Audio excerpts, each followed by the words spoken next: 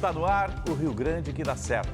Hoje nós vamos contar a história de uma empresa que ajuda o crescimento do agro no Rio Grande e também do país. Com muita pesquisa aplicada, genuinamente gaúcha.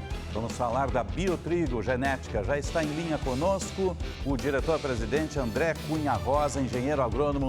Seja bem-vindo ao Rio Grande que dá certo, engenheiro. É um prazer estar da Band, programa apreciado por nós aqui. O senhor fala direto de Passo Fundo, sede da Biotrigo. Como é que começou essa história? Foi lá em 2008, não é? A empresa Biotrigo começou em 2008, sim, mas a nossa história com trigo começou da minha e do meu sócio, que é o Ottoni Rosa Filho, meu irmão, né? Começou bem antes, lá em 89, quando a gente começou uma outra empresa, junto com o meu pai também, e essa empresa nos trouxe por um bom tempo, até então, de 89 a 2008, construindo conhecimento, germoplasma. E em 2008 houve uma cisão dessa primeira empresa, onde eu e o Ottoni tínhamos planos um pouco diferentes, e a gente terminou separando a empresa, e a nossa, então, tomou o rumo que a gente queria tomar com o Biotrigo e fazer algumas coisas da forma que eu e o Ottoni pensávamos que a gente devia conduzir. Qual era o principal desafio lá em 2008, na constituição do embrião? O principal desafio naquele momento era fazer se tornar economicamente viável, porque era um momento onde a gente tinha pequena share de mercado, muito desafio, muito investimento para fazer, muitas incertezas de se a gente ia conseguir dar conta de tudo aquilo e pagar as contas. A gente é uma empresa privada, né? E a gente só paga imposto, não recebe nada do governo. Então a gente realmente depende de ter sucesso em termos de melhoramento para que o produtor de semente queira reproduzir a nossa semente e finalmente que o produtor que está lá na ponta, o triticultor, veja valor na nossa genética. Ele pode comprar talvez de uma empresa pública que é mais barata, de outras empresas talvez até mais baratas, mas ele tem que ver valor na nossa genética para escolher esse produto que talvez até seja um pouco mais caro, mas que tem que dar benefício para ele. Então, esse era o desafio da gente ter certeza que isso tudo ia acontecer, né? Na época, você já tinha uma pesquisa aplicada e um produto competitivo para o mercado, que garantia mais produtividade, mais ou menos por aí. A gente tinha já na época um produto que era compartilhado com essa empresa que a gente fez a cisão, mas assim, a gente dividia os ganhos e tinha os gastos plenos, porque estava recomeçando uma empresa do zero. Então, a gente nessa época aí conseguiu, escolheu bem aonde colocar o dinheiro. Acho que foram decisões importantes da gente ver como investir, aonde investir, o pouco que se tinha. Sempre muito convertido na parte de pesquisa, que o ponto-chave para a nossa empresa é a gente pesquisar para ter sim o melhor produto e que não seja só eu dizer que o produto é melhor, mas que ele realmente o seja, para quando o agricultor planta, que ele realmente tenha um ganho, seja lá em qualidade, na hora de vender, seja em produtividade, ou seja na segurança de colher bem todo ano. Todos esses aspectos fazem, a pesquisa influencia e fazem com que o produtor tenha mais ou menos sucesso na atividade dele. Então, o nosso papel, no fundo, é garantir com a genética mais sucesso para o produtor. Sim. E acho que a gente fez bem porque conseguimos crescer desde então até aqui. Isso é fundamental. Há uma relação de confiança, né, em função do produto e com o produtor rural, no caso. Tem que se estabelecer isso, ganhar mercado através dessa relação de confiança, né? Absolutamente é nisso que a gente apostou e até por isso que demora, né? E a gente preza muito nessa relação de confiança com o produtor. Muitas vezes, como empresa, a gente foi criticado, às vezes até por clientes. E lembra, a gente tem o triticultor na ponta, mas no meio a gente tem os sementeiros, que são muito importantes, que produzem a semente que realmente chega na ponta. E muitas vezes o pessoal diz, mas tu está vendendo esse produto e tu já está dizendo qual é o defeito dele? Então, assim, a gente sabe que assim como nós, seres humanos, todos nós temos vantagens, mas temos os nossos pontos fracos. E reconhecer o ponto fraco da gente é importante como humano, para que a gente possa saber qual é o nosso limite, mas é importante também para o produto, para que o produtor que vai comprar, ele saiba qual é o ponto fraco daquela variedade para que ele possa tomar os cuidados apropriados para que esse ponto fraco não se torne um problema para ele, que ele possa contornar isso. E muitas vezes, na maioria das vezes, tem contorno, tem fungicidas que ele pode usar, outros produtos para outros defeitos, onde às vezes a genética não dá tudo, mas ele pode se complementar desde que ele saiba. Então a gente sempre foi muito franco nesse sentido, de não só querer empurrar um produto para o produtor e deixar que ele, agora você comprou e viva com o problema. Você comprou, eu vou tentar te dar o suporte para você ter um maior sucesso e voltar no ano que vem. E a próxima vez que eu for vender um produto, de preferência você compre só porque é biotrigo, porque você sabe que esse produto você vai estar sendo... Se eu estou dizendo que é melhor, ele vai ser melhor. Então essa é a confiança que a gente aos pouquinhos pôde construir e faz de tudo para manter ela, que é muito importante para nós. E em que ano, em que momento a empresa conseguiu romper a curva e se tornar sólida, né? E conquistar o mercado e vir crescendo a partir de 2008? Olha, eu diria que a gente demorou uns 4, 5 anos para isso. Houve um momento que ajudou muito, a gente teve um negócio em 2000, e me confere depois, acho que é 2014, já tínhamos alguns anos. Sim. Um negócio com a Bayer. Na época, a Bayer nos procurou, empresa mundial, né? Estava começando com um programa de trigo, que ela não tinha, e ela procurou algumas empresas referências no mundo para comprar uma cópia dos seus programas de melhoramento. Então, assim, era como chegar na Band e dizer, olha, eu quero uma cópia da programação de vocês. Vocês continuam com a programação da Band, mas eu quero repetir essa cópia lá em Angola.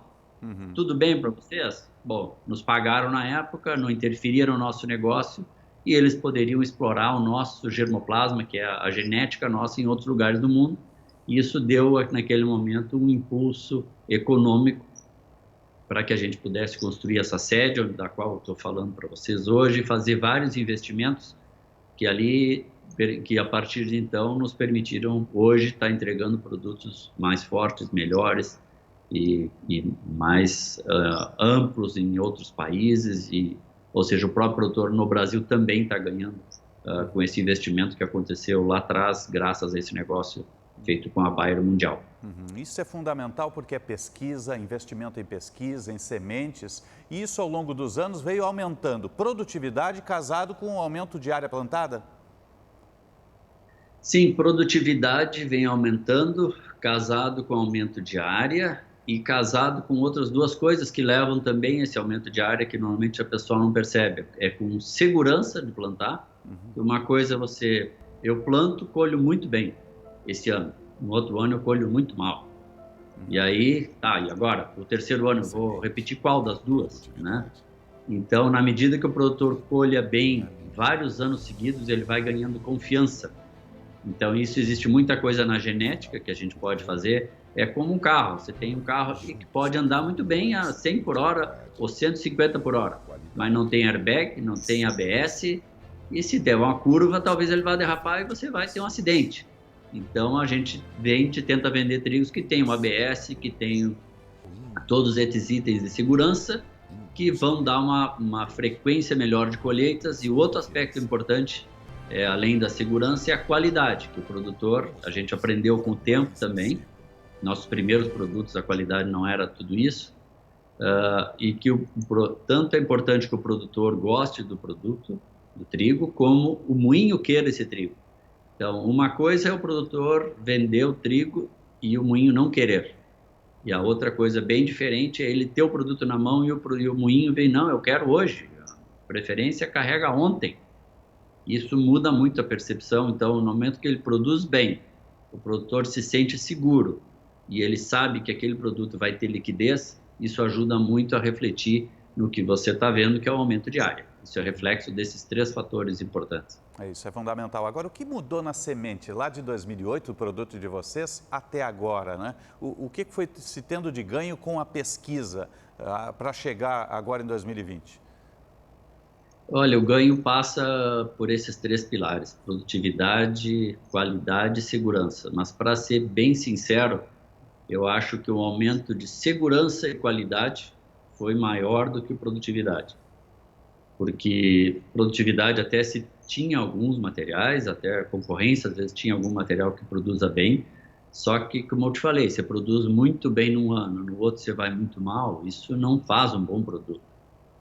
Então, não adianta um carro ter velocidade, mas não ter estabilidade na primeira curva que faz, ele só anda bem na reta. Não resolve isso, você precisa de um carro que ande bem sempre. Então, eu diria que, por mais que houve um ganho importante de rendimento, e a gente sempre é preocupado com isso, eu diria que o maior ganho foi em segurança para diversas doenças que o produtor tinha problema. Gibberella é uma doença que para Rio Grande do Sul a gente conseguiu evoluir, principalmente no último produto agora, a gente conseguiu, o Rio Grande do Sul tinha um desafio muito grande em termos dessa doença específica, que mundialmente é um problema. O Brasil, especialmente o Rio Grande do Sul, é uma referência, por isso que a Bayer veio procurar o nosso programa, e a gente tem hoje, então, por exemplo, um produto que é o Audaz, plantado no campo, que dá resistência à Gibberella, dá produtividade e dá segurança para esses problemas, e é um produto que o moinho está procurando, às vezes está pagando um prêmio por esse produto. Então o produtor está feliz de produzir e o moinho está feliz de comprar. E isso então é só um exemplo de um produto que a gente vê que está indo muito bem, tanto aqui como nos outros estados, e casando essa tríade aí da qualidade, segurança e produtividade. O nosso produto, em comparação com o argentino, com o do Mercosul, que por vezes é importado? Que bela pergunta. Que bom que você perguntou isso. A gente, na verdade, está hoje muito contente de poder dizer, e vamos voltar, a gente estava falando de quando a gente começou em 2008. Sim, se importava 2008, muito o trigo argentino e semente, né? Como? Se importava muito da Argentina em 2008, né? Sim, se importava. E o trigo mais plantado em 2008 era um trigo da concorrência, da empresa que já fechou, e nós, na época, tínhamos algum também com pouca qualidade, e os moinhos classificavam o trigo gaúcho, com perdão da palavra, de bucha de canhão. Porque você tinha que diluir aquele trigo, e realmente era ruim, dava produtividade, mas tinha pouca segurança e péssima qualidade. Então o moinho comprava, tinha que ser barato para ele ir colocando aos pouquinhos. Vou botar esse produto barato aqui para melhorar o meu custo, jamais a minha qualidade. E isso era o trigo mais plantado em 2008. Então houve rapidamente uma escalada em qualidade, passando do péssimo para o ruim, do ruim para o bom, e hoje a gente tem ótimo, que é o Audaz, como a gente está falando. Então essa foi uma escalada muito importante, e hoje nós temos, por exemplo, o Audaz. Ele é um trigo plantado na Argentina, né? E lá foi classificado como um dos melhores produtos que tem uma classificação 1, 2 e 3 lá, onde 1 é melhor. E é raro, a primeira variedade brasileira que se classifica como 1 na Argentina é o Audaz, e ele está aqui também. E a gente tem tido, então, os moinhos comentando que o trigo gaúcho está muito bom, que hoje a gente já está pensando em exportar e botar no Nordeste trigo. O trigo, bucha de canhão só se levava por custo, ninguém vinha comprar porque queria comprar algo barato. Então isso está permitindo e a gente tem como gaúchos hoje que entender que o nosso trigo hoje é bom e a gente pode competir hoje com a Argentina. Tem anos que o clima dá uma judiada aqui, mas a genética, o que a gente planta, é igual ou melhor do que a Argentina para dar qualidade. O que a gente ainda continua tendo é um clima um pouco mais complicado, mas sim a gente tem hoje genética para competir em igualdade, se não em vantagem com a Argentina. Tanto é que a gente exporta a genética, né? A gente vende hoje a nossa genética na Argentina, o que bem demonstra que a gente tem toda essa capacidade de genética de competir lá e ter aqui a genética tão boa ou melhor do que vem da Argentina.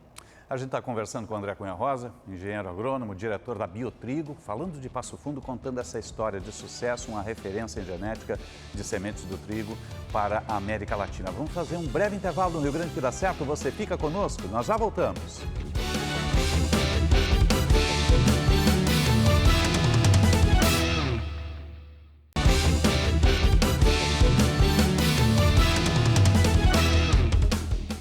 Estamos retornando com o Rio Grande que dá certo, contando a história hoje da Biotrigo, com sede em Passo Fundo. Está conosco André Cunha Rosa, diretor, engenheiro agrônomo, estava nos falando justamente da produtividade. Agora, a Biotrigo, ao longo da sua fundação, desde 2008, veio aprimorando seus laboratórios hoje, no estado e também fora dele, no Mercosul. Como é que funciona esse aprimoramento dos laboratórios, que é fundamental para uma semente de qualidade?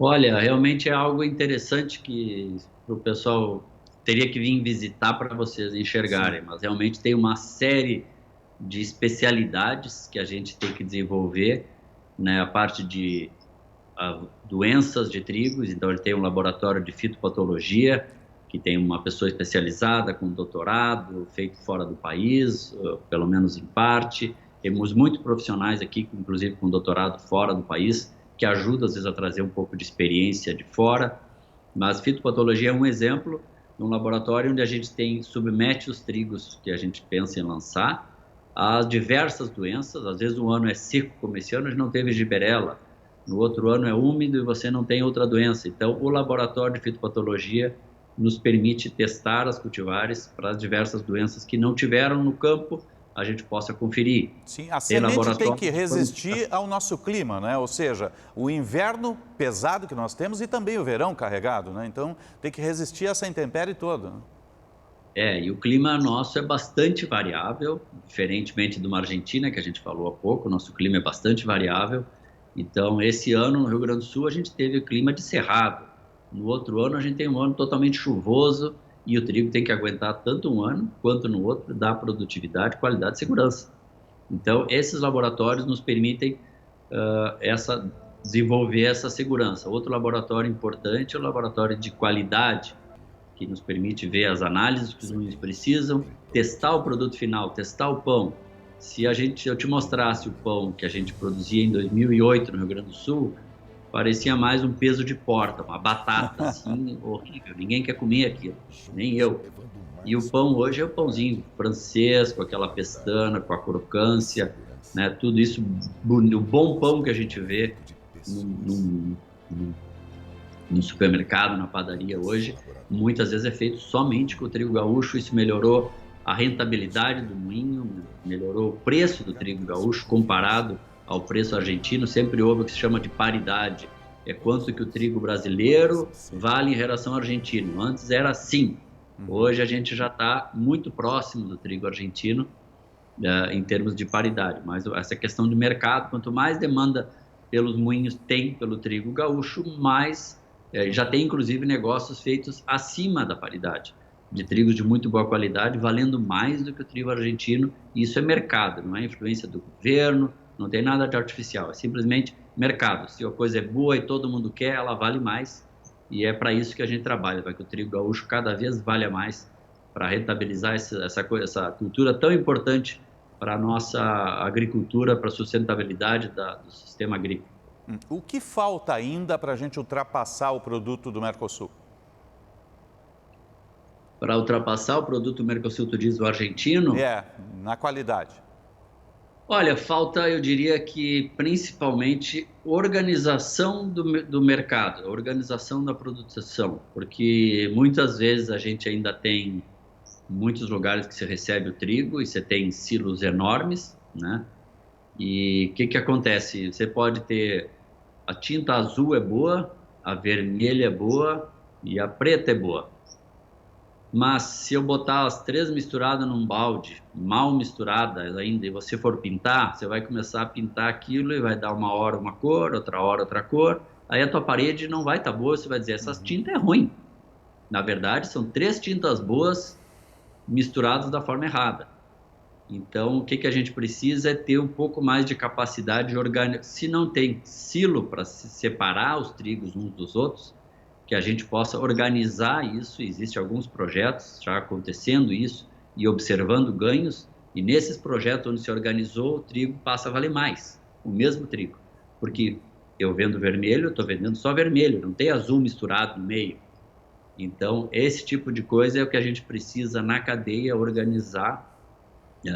Dá para melhorar um pouco a qualidade ainda, de subir o padrão, que todas as variedades têm um padrão parecido com o Audaz, e algumas variedades têm que ter um padrão diferente também, né? Mas ter os diversos trigo para pizza, trigo para pão, trigo para biscoito, todos esses produtos, a gente aos pouquinhos vai organizando isso, mas eu diria, como você falou, que o principal desafio é organizar a cadeia para que a gente possa ter o trigo certo para a pessoa certa, e aí isso tudo vai ter mais valor se a gente conseguir fazer, mas é um belo desafio. Sim, é um grande desafio, como a autossuficiência também. O quanto falta para sermos autossuficientes, não precisarmos importar? Como Rio Grande do Sul, a gente é mais que autossuficiente, a gente Sim, exporta trigo, na verdade. O Rio Grande do Sul passa da autossuficiência, mas o Brasil, ele produz metade do que consome. A gente produz 6 milhões e consome 12. Então a gente está longe da autossuficiência. sim. Uma das coisas importantes, a gente tem esperança que esse BR do mar que o governo propôs possa sair e fluir, é a gente ter facilidade de tirar o trigo do Rio Grande do Sul e colocar no Nordeste, que hoje esse frete é muito caro. A gente espera que O isso é desafio mais é logístico, barato, então, né? é mais barato botar no Egito do que no Nordeste. Então o Rio Grande do Sul exporta trigo, mas não consegue exportar para o Nordeste. Se a gente conseguir fazer isso com mais eficiência, e já há tentativas de fazer isso, há interesse dos moinhos do Nordeste, mas era importante que essa questão da nossa logística pudesse melhorar, e esse é um projeto que tem que ser aplaudido, espera que possa realmente andar. Então, o Rio Grande do Sul poderia produzir um pouco mais, mas possivelmente a autossuficiência vai depender ou muito dessa questão, mas a coisa mais concreta talvez seja que um dia o cerrado brasileiro possa crescer e chegar um pouco mais perto, mas a autossuficiência, se é 6 milhões de toneladas, é muito trigo para produzir.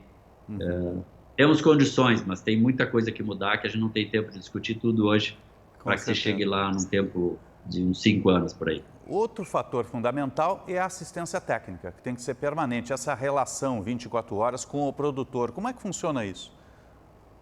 Olha, isso funciona em cada local, num local diferente, cada local de uma maneira diferente. Funciona muito hoje no Rio Grande do Sul, baseado nas cooperativas, que tem corpo técnico que podem atender esse produtor, baseado em revendas que atendem o produtor, e tem um pouco, mas é o aspecto que mais tem que crescer, é a parte de consultores independentes que possam dar assistência técnica, que é muito bem-vinda, a assistência das revendas, das cooperativas e tudo, mas muitas vezes algumas dessas não são independentes. Então, por exemplo, se eu vendo marca A e eu vou atender o produtor, a minha tendência é colocar os produtos da marca A, quando às vezes talvez a marca B possa ser melhor. E quando Sim. o produtor gasta um pouco e contrata um consultor independente, que a agricultura no Rio Grande do Sul não tem essa cultura de pagar um consultor independente, e acho que a gente devia evoluir nisso. Eu mesmo, quando fui agricultor no início da carreira, não tinha um consultor independente. Se eu voltasse hoje, eu trataria de ter um, para que possa ter o melhor produto de cada empresa, e não necessariamente nada atrelado à empresa que está vendendo. Embora as empresas todas tenham vários produtos bons e não é tão grave, mas é um aspecto onde se poderia melhorar bastante no Rio Grande do Sul. No guarda-chuva da Biotrigo hoje, tem quantos colaboradores e quantas estruturas além de Passo Fundo?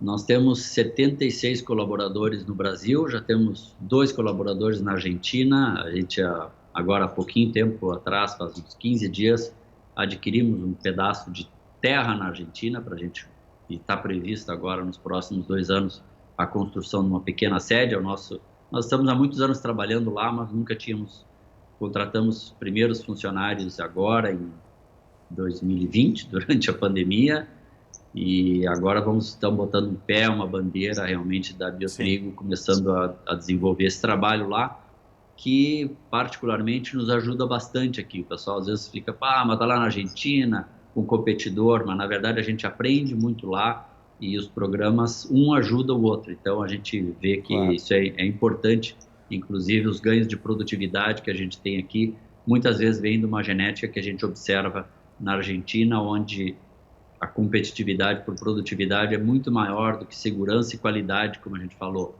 Então, às vezes, esse estar por lá ajuda bastante. Mas temos, então, esses 70 e poucos funcionários, temos uma filial em Campo Mourão, onde tem 5 funcionários colocados lá, e o grosso está realmente aqui em Passo Fundo. O André Cunha Rosa, diretor e agrônomo da Biotrigo, o que é fundamental para o Rio Grande dar certo?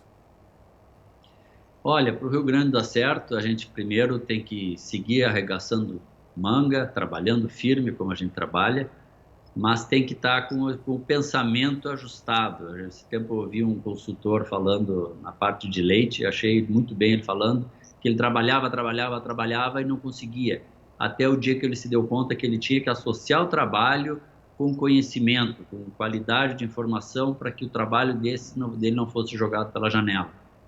E acho que o Rio Grande do Sul é muito trabalhador, mas a gente precisa dar muita atenção para a qualificação dos profissionais que trabalham conosco, para a qualificação do consultor que atende o agricultor e atende a todo mundo. A gente precisa qualificar, estar disposto a pagar alguém que saiba mais do que a gente de um assunto para nos orientar e permitir que o nosso esforço de trabalho seja realmente não só trabalhar por trabalhar, mas seja muito bem dirigido para que a gente possa ter o resultado.